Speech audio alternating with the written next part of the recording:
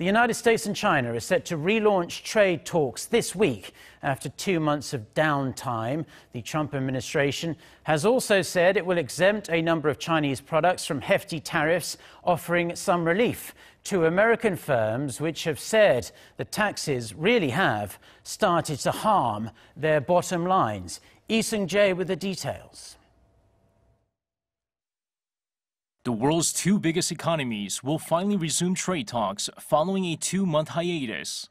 This comes as Larry Kudlow, the director of the National Economic Council of the U.S. and a top economic advisor to President Trump, said last week that a face-to-face meeting was on the cards.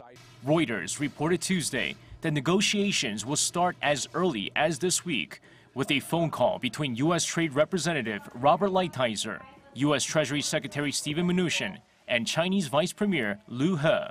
The resumption of talks comes after the leaders of the two countries met on the sidelines of the G20 summit in Japan last month, where Trump agreed to suspend a new round of tariffs on $300 billion worth of imported Chinese goods, while the two sides resumed negotiations.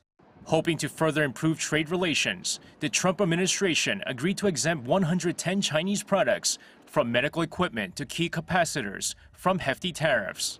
The exemptions will also offer some relief to American firms, which say the taxes harm their business.